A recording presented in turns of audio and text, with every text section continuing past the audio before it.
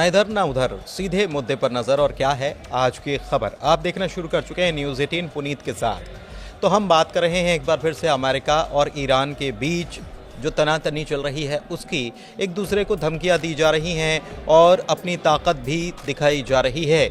लेकिन ताकत दिखाने के साथ साथ अगर दोस्त भी साथ में आ जाए और कह दे कि मेरे दोस्त को अगर छेड़ा तो हम भी छोड़ेंगे नहीं, तो फिर क्या होगा। जी हाँ, ऐसा ही कुछ सुनने को देखने को मिला है। खबरें यही आई हैं और ये खबर आई है रूस की तरफ से। मेरे साथ मेरे सहयोगी आनंद मौजूद हैं, उनसे आज हम चर्चा करने वाले हैं कि रूस की तरफ से क्या कहा गया है, किसके लिए कहा गया है, और ईरान की तरफ से जो समझौते की बात अमेरिका ने कही है उसके बाद ईरान की तरफ से जवाब क्या निकल कर आया है। ये सारी बात हम करने वाले हैं। सीधे आनंद के पास चलते हैं। सबसे पहले बात करते हैं अभी के ताज़ा हालात पर कि क्या हुआ है, और उसके बाद फिर समझेंगे कि रूस की तरफ से क्या कहा गया है। आनंद। बिल्कुल, देखिए, ईरान पर अमेरिका लगातार नकेल कस रहा है और धमकियां लगातार दोनों तरफ से हो रही हैं, चाहे फिर वो ईरान हो चाहे अमेरिका हो। लेकिन जब इसमें तीसरा देश अगर जुड़ जाता है और एक देश के समर्थन में, तो जाहिर सी बात है वो जो युद्ध की जो संभावनाएं होती हैं वो अधिक बढ़ जाती हैं। दरअसल हुआ क्या है कि लगातार सबको पता है कि ईरान पर धमकी लगातार दे रहा है अमेरिका। अब अमेरिका पर भी, ईरान ने भी अमेरिका पर धमकी दिया है कि अगर ऐसा कुछ करता है तो ईरान भी नहीं छोड़ेगा। लेकिन इसमें जो तीसरा देश शामिल होता है वो है रूस।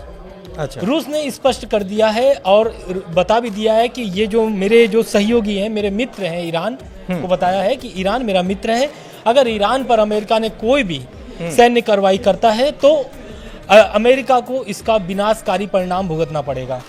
और इस घटना के क्या बोलते हैं, रूस के इस प्रतिक्रिया के बाद से लगातार जो है कि खबरें चलने शुरू हो गई कि क्या अब ईरान के साथ रूस और साथी जो ईरान के जो दोस्त हैं, संबंधित दोस्त हैं, वो भी क्या साथ में लड़ेंगे। जैसे कि रूस के साथ अगर आएगा तो उत्तर कोरिया भी आ सकता है। उत्तर कोरिया के साथ साथ कई जो देश हैं वो ईरान के समर्थन कर देंगे। तो देखना ये होगा कि जो अमेरिका ने, पहले तो समझना होगा कि अमेरिका ने क्या धमकी दिया था। दरअसल डोनाल्ड ट्रंप एक प्रेस कॉन्फ्रेंस में बोलते हैं कि अगर ईरान परमाणु समझौते पर चर्चा नहीं करता है तो उस पर बमबारी किया जाएगा, ईरान पर बमबारी की जाएगी। उसके बाद ईरान का बयान आता है और ईरान बोलता है कि अगर अमेरिका ऐसा कोई कदम उठाता है, हालांकि उठाना तो नहीं चाहिए, अगर उठाता है तो ईरान की तरफ से भी उसी तरह का पलटवार किया जाएगा जैसा अमेरिका करता है। क्योंकि ईरान ने भी अपने जो सैन्य मतलब कि एक तरीके से जो कार्रवाई करने वाली क्षमता होती है, या फिर ये बोल ले कि अपने जो जवान हैं, सेना है, सबको तैयार करके रखा है। और हम लोग कुछ दिनों पहले बनाए भी था, एक मिसाइल सिटी के नाम से दिया था, हम लोग वीडियो भी बनाए थे। तो मिसाइल सिटी जो ईरान का है उसको भी धीरे धीरे तैयार करने के एक तरीके से उसको भी अलर्ट मोड पर रख दिया, ऐसा बोला जाए तो ये सब जो चीज़ें हैं, एक तरीके से ईरान एकदम अब इसको हल्के में नहीं लेना चाहता है क्योंकि ईरान पहले भी धोखा खा चुका है अमेरिका से, और दूसरी बार धोखा नहीं खाना चाहता है। और ये जो धोखा खाया था ये हम लोग वीडियो में आगे बताएंगे कि कैसा धोखा ईरान ने खाया था अमेरिका से। दरअसल अगर ईरान और रूस के संबंधों की अगर बात कर ली जाए तो काफ़ी अगर पहले जाएंगे तो दोनों के बीच में कुछ तलखियाँ और कुछ हमले वगैरह, ये काफ़ी पहले की बात है, वो भी देखने को मिले। लेकिन बाद में जब शीत युद्ध समाप्त हुआ उसके बाद दोनों देशों के बीच बहुत सुधार हुआ है, बहुत व्यापार भी हुआ है।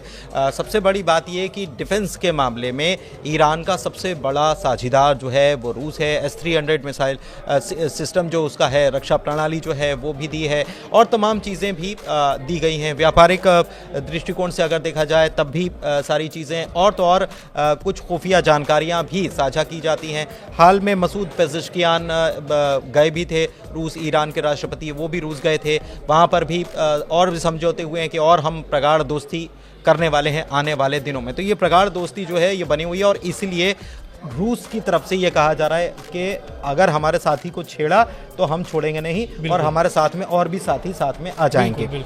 लेकिन ईरान क्या अभी ऐसी स्थिति बन रही है, मैं समझना चाह रहा हूँ कि युद्ध की बातें हो रही हैं कि हम इतना बम मारेंगे कि कभी देखा नहीं होगा। ये अगर अमेरिका कह रहा है तो ये धमकी भर है, या वाकई में युद्ध के हालात बन रहे हैं? क्योंकि मिसाइल सिटी कोई दिखा रहा है, कोई कह रहा है कि हम हमारे बॉम्बर्स जो हैं हमने वो तैनात कर दिए हैं। बिल्कुल, देखिए, पहले तो हम लोग को समझना होगा कि जब पहली बार जब ट्रम्प सत्ता में आए हैं उसके बाद से पहली बार क्या करते हैं, डील को लेकर के बातचीत करना चाहते हैं ईरान से, और एक चिट्ठी भी लिखते हैं। और सुप्रीम लीडर जो है ईरान के अयतुल्लाह अली खामनेई के, पत्र लिखते हैं और पत्र का जवाब मांगते हैं। पत्र का जवाब ऐसा कुछ आता नहीं है, तब तक भूकंप वाला मामला चल जाता है, क्या ईरान परमाणु परीक्षण कर लिया, ऐसे ऐसे तमाम तरीके टेंशन में अमेरिका और इजराइल टेंशन करने लगे, बिल्कुल, कि कहीं परमाणु परीक्षण तो नहीं हो गया। उसके बाद ये मामला आता है, तब से मिसाइल सिटी वाला वीडियो जारी कर देता है ईरान। तब इसी पर प्रतिक्रिया आता है ट्रंप का, और ट्रंप बोलते हैं कि मैंने जो चिट्ठी भेजा था उसका अभी तक ईरान ने प्रतिक्रिया नहीं दिया है, कोई भी जवाब नहीं आया है। तो उसके अब इस सब मामलों के बीच में तब तक ईरान ने अभी ओमान के जरिए चिट्ठी का जवाब भेज दिया है। खामनेई ने जवाब दे दिया है ओमान के जरिए। और जवाब में दिया क्या है, जवाब में बोला है कि अगर अमेरिका दबाव वाली राजनीति करना चाहता है तो दबाव वाले राजनीति में ईरान कोई भी सपोर्ट अमेरिका का नहीं करेगा। सपोर्ट कैसा, जैसे कि अमेरिका चाहता है कि डील हो जाए, अमेरिका चाहता है कि परमाणु समझौता जो डील है वो हो जाए, प्लस तेल वाली जो समझौते हैं वो हो जाए। बहुत सारे जो डील की जो रूपरेखा तैयार किया है अमेरिका ने, उस पर चर्चा करना चाहता है। मतलब लेकिन युद्ध की जो परिस्थितियां बन रही हैं या धमकियां दी जा रही हैं, उसमें कूटनीति का खेल भी चल रहा है। पहले जवाब नहीं दिया जाना, खामनेई की तरफ से पहले ये कहा जाना कि हम तो उनसे बात नहीं करेंगे जो ऐसे धमकी वाले लहजे में बात करेंगे या जो भरोसा तोड़ते हैं उनके साथ हम संबंध नहीं रखना चाहते। दूसरी तरफ एक लेटर भी जारी करना, तो एक कूटनीति का भी खेल चल रहा है। बिल्कुल। और एक चीज़ और मैं आपसे ये इस चीज़ को समझना चाह रहा हूँ, जब मैंने ये सवाल किया कि क्या युद्ध जैसी परिस्थितियां हैं या फिर कुछ और चल रहा है और ईरान को भी उस बात की खबर लग गई है। बिल्कुल, देखिए क्या होता है ना कि जब अमेरिका, पहली बात तो अमेरिका जहाँ भी हाथ लगाता है उस देश को बर्बाद ही कर देता है, ऐसा देखा गया है और अभी भी देखा ही जा रहा है। लगभग 3 साल से रूस यूक्रेन का युद्ध हो रहा है। इराक को देख लीजिए, इराक देख लीजिए, कतर देख लीजिए, कतर में भी बहुत सारे, अफगानिस्तान हो गया। तो ऐसे करके अब ईरान जानता है कि अगर मैं अमेरिका को थोड़ा सा भी छूट दिया तो ईरान को बर्बाद करने में उसको समय नहीं लगेगा। और बर्बाद करने की जो बात है वो पहले भी कर चुका है, उसके बाद धीरे धीरे सुधरती है स्थिति। और ईरान क्या होता है कि अमेरिका की जो दुश्मन देश है उससे संपर्क बनाता है, दोस्ती संबंध को थोड़ा मजबूत करता है। और आज जाकर के अगर रूस सपोर्ट कर रहा है खुले मंच पर आके ईरान का, तो कहीं ना कहीं उसके बहुत मीठे संबंध हैं, तब जाकर के ईरान का सपोर्ट कर रहा है। बहुत लंबा वक्त लगा है। दूसरी बात रह गई अमेरिका और चिट्ठी वाली बात के बाद, तो चिट्ठी वाली बात इसलिए क्योंकि हमेशा ट्रंप क्या करते हैं, पहली बात तो ट्रंप 2016 में आते हैं तो ओबामा वाला जो डील वाला आ रहा था उसको खारिज कर देते, कहते ये तो कोई काम की नहीं, खुद हम अलग हो जा रहे हैं, खुद ही अलग हो जाते हैं। लेकिन अब उसी डील को क्यों लेके आना चाहते हैं, क्यों? क्योंकि ये जो डील थी ओबामा वाली डील यही थी कि जो ईरान है वो तेल जो बेच रहा है उस पर प्रतिबंध, पहले बात की जो प्रतिबंध लगी थी उसको लेकर के डील आया था कि भाई अगर आप डील कर लेते हो तो आपका जो प्रतिबंध है वो हटा दिया जाएगा। डील में 5 देश शामिल थे, खाली अमेरिका नहीं था उसमें। मुख्य रूप से अमेरिका के बाद अगर था कोई देश तो वो था ब्रिटेन। अब ये 5 देश क्या करते हैं कि बातचीत करते हैं, डील की बात होती है, तब तक ओबामा की छुट्टी हो जाती है सत्ता से। लेकिन अब सत्ता में आते हैं कौन? ट्रंप। 2016 में ट्रंप आते हैं, इसको पूरा खारिज कर देते हैं। लेकिन अमेरिका ये नहीं देखता है या ट्रंप ये नहीं देखते हैं कि मेरे साथ साथ 4 देश और थे, क्योंकि उनकी तो बात बिगड़ गई, उनकी जो संबंध थे, उनकी जो बातचीत थी, चर्चा थी, वो तो खत्म हो गई। तो ये सब चीज देखते हुए क्या होता है कि ट्रंप फिर से लेके आते हैं। और ट्रंप देखिए कहीं ना कहीं ट्रंप भी दबाव में है, इसलिए दबाव दे रहे हैं। ट्रंप को दबाव कैसे मिल रहा है? रूस यूक्रेन युद्ध से। ब्रिटेन और फ्रांस दोनों किसके समर्थन में खड़े हैं? यूक्रेन के समर्थन में खड़े हैं। तो कहीं ना कहीं अमेरिका जानता है कि अब अगर हम उस डील को बात करेंगे तो कहीं ना कहीं ब्रिटेन और फ्रांस दोनों अमेरिका के समर्थन में आ जाएंगे। कम से कम उसी डील को फिर से लेकर के आया जा रहा है। और ये जो डील है कहीं ना कहीं अगर ये होता है डील तो अमेरिका ईरान पे तो प्रतिबंध हटेंगे, लेकिन इससे ईरान के बहुत सारे नुकसान हैं। और ये बात ईरान खुद कह रहा है कि अगर ये डील होगा तो बहुत सारे नुकसान सहने पड़ेंगे ईरान को। डील होगी, बहुत सारे नुकसान सहने पड़ेंगे। इस बीच खामनेई की तरफ से ये बयान भी सामने आया कि हमें लगता ही नहीं है कि बाहर से हमला होगा। अगर कोई ये कहता है कि बाहर से हमला होगा तो हम इस बात को नहीं मानते। और उन्होंने ये भी कहा है, कह सकते हैं इशारों में उन्होंने कह दिया उन लोगों को या अमेरिका को कि अगर इस मुगालते में जी रहे हो कि हमारे यहाँ आंतरिक रूप से आप कुछ बवाल करवा दोगे या तख्ता पलट करवा दोगे तो उस पर भी नज़र बनी हुई है और ऐसा हो नहीं पाएगा। बिल्कुल आप सही कह रहे हैं, क्योंकि तख्ता पलट वाली जो बात है हम लोग पहले वीडियो में बोल चुके हैं कि ये तक बताएंगे कि क्या पुरानी दुश्मनी रही है। दरअसल 1953 की बात है 1953 में अमेरिका ईरान की पहली दुश्मनी शुरू होती है। पहली मतलब कि दुश्मनी उसी समय से शुरू होती है और कुल मामला जमा तेल का होता है। तब तेल शुरू ही हुआ था। तेल शुरू हुआ था, हाँ, तेल सबको तेल की जरूरत है, खूब तेल की जरूरत है। अब उसमें क्या होता है, अमेरिका की जो खुफिया एजेंसी है CIA और ब्रिटेन के साथ मिलकर ईरान में तख्ता पलट कराई जाती है। और तख्ता पलट में जो मतलब कि जो उस समय के तत्कालीन रहते हैं प्रधानमंत्री मोहम्मद मोसादिक को हटा दिया जाता है। क्यों? क्योंकि ये तेल की राष्ट्रीयकरण करना चाहते थे। तेल का राष्ट्रीयकरण कर देते तो वो 100% क्या होता, तेल का वो होता, क्या बोलते हैं, ईरान का सरकार के हाथ में आ जाता और ईरान की पूरी भागीदारी होती 100%, उसमें किसी भागीदारी नहीं होती।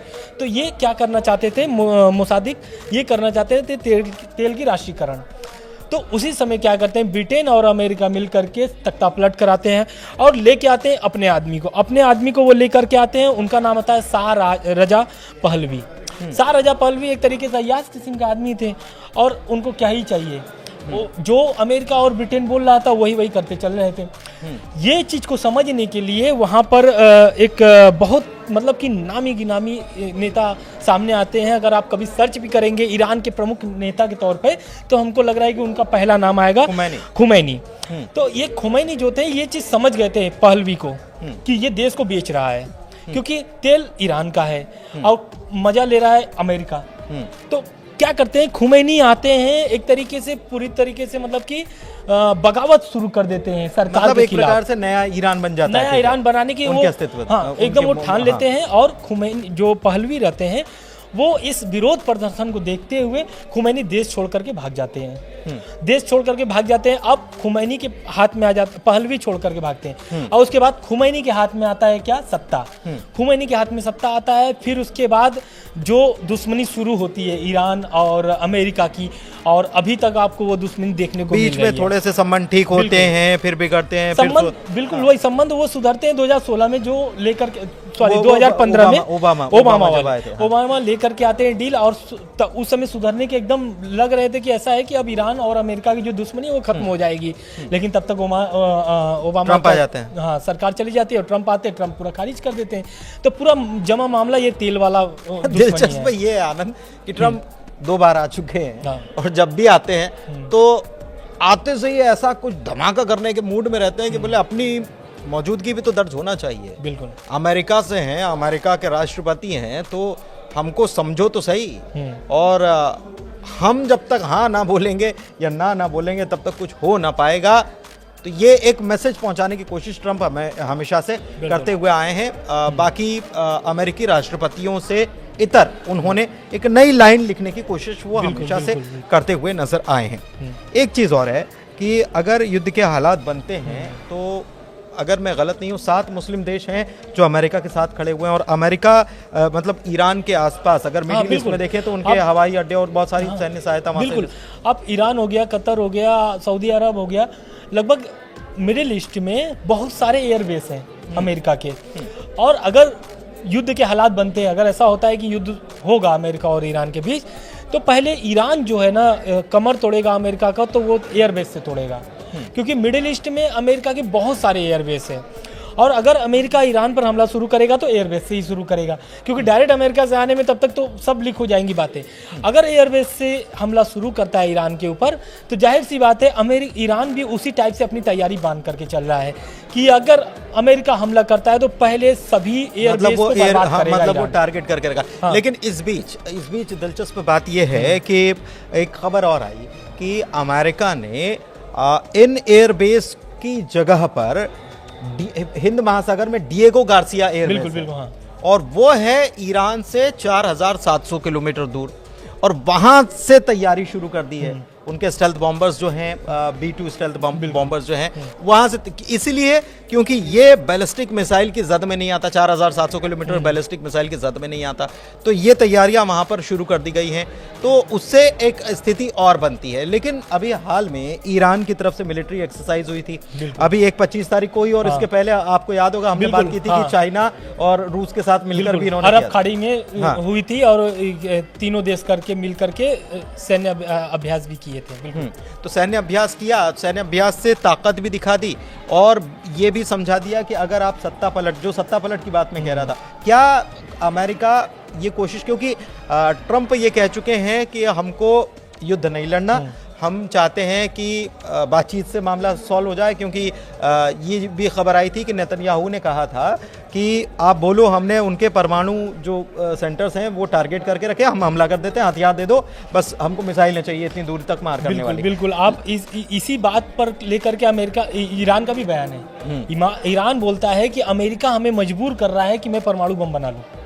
और ये ईरान के जो है नेता हैं, उन्होंने बोला है कि अगर अमेरिका का लगातार इसी तरह दबाव बनता रह गया और इसी तरह दबाव की राजनीति अगर अमेरिका करता रह गया तो मुझे मजबूरी में ही परमाणु बम बनाने की योजना बनानी पड़ेगी। एक मतलब ऐसा प्रतिक्रिया, वो तो पहले ही बोलता है कि हम परमाणु बम नहीं बना रहे हैं, लेकिन अगर ईरान को मजबूर किया जा रहा है तो परमाणु बम बनाने में इसको कोई देरी नहीं लगेगी। लेकिन एक चीज़ और कि रूस ने कह दिया कि भाई हम साथ में खड़े हुए हैं और अगर हमारे दोस्त की तरफ देखोगे तो हम भी छोड़ेंगे नहीं।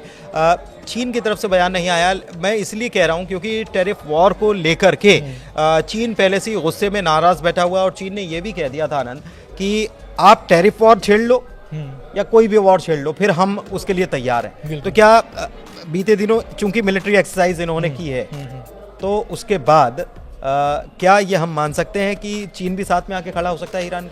बिल्कुल। देखिए, अगर लड़ाई होता है, अगर युद्ध शुरू होता है, मुझे लगता है कि लड़ाई शुरू होने से ज्यादा ये है कि अभी कौन किसके साथ खड़ा है और कौन कितना प्रेशर बना सकता है। क्योंकि देखिए, रूस अगर खुले मंच पर सपोर्ट कर दिया ईरान को तो जाहिर सी बात है चीन को आना पड़ेगा। क्यों? क्योंकि चीन और रूस जो है यूएन में क्या बोलते हैं, वीटो पावर में है, और चीन कभी भी रूस का साथ नहीं छोड़ना चाहता है। क्योंकि जिस तरीके का अमेरिका चीन पर भी बहुत सारे दबाव बनाए हुए, बहुत सारे क्या बोलते हैं वॉर, जो टैरिफ ऑफ वॉर की बात कर रहे हैं, तो वहाँ पर ये लोग का तो बहुत शुरू से स्टार्टिंग से ही चल रहा है। बिजनेस को लेकर के हमेशा अमेरिका और चीन लड़ते भिड़ते रहते हैं। तो कहीं ना कहीं अमेरिका के दबाव में चीन सपोर्ट कर सकता है ईरान को, रूस के साथ साथ। और उसके साथ साथ उत्तर कोरिया तो खुले मंच बहुत सारे हथियार, आधुनिक हथियार ईरान को मुहैया करा चुका है, और ज़रूरत पड़ने पर जब रूस के धरती पर उतर सकता है उत्तर कोरिया के सेना, तो ईरान में क्यों नहीं उतर सकता है? क्योंकि दोनों ही उसके जिगरी दोस्त बन चुके हैं अभी तक भर में। बिल्कुल। तो कुल मिलाकर ये कहानी आपने समझी कि अभी कौन देश कौन सा खेल खेल रहा है, किसकी तरफ से क्या प्रेशर बनाया जा रहा है। अंतर्राष्ट्रीय स्तर की राजनीति कुछ इसी तरीके की होती है। वहाँ पर बयानों के भी मायने होते हैं और कौन साथ में आकर खड़ा हो गया है, उसके बाद परिस्थितियाँ बदल जाती हैं। ये बार बार कहा जाता है कि अगर हमारी तरफ देखा तो अच्छा नहीं होगा, हम इतने बम मारेंगे, हम उतने बम मारेंगे, हमारे पास ये ताकत है, हमारे पास वो ताकत है। लेकिन इतना आसान नहीं होता किसी भी वॉर को छेड़ना, क्योंकि वॉर से ज़्यादा ट्रेड इम्पॉर्टेंट है, ट्रेड ज़रूरी है, व्यापार ज़रूरी है। बार बार हम ये कहते हैं कि दुनिया व्यापार से चलती है, वॉर से नहीं चलती है। खैर, इस वीडियो में फ़िलहाल के लिए बस इतना ही। चर्चा कैसी लगी बताइएगा ज़रूर कमेंट करके। साथ ही में आपको वीडियो अच्छा लगा तो अपने लोगों के साथ, साथियों के साथ शेयर ज़रूर कीजिए। हमारे चैनल को सब्सक्राइब कीजिए और ख़बरों पर नज़र बनाए रखने के लिए न्यूज़ 18 मध्य प्रदेश छत्तीसगढ़ देखते रहिए। धन्यवाद।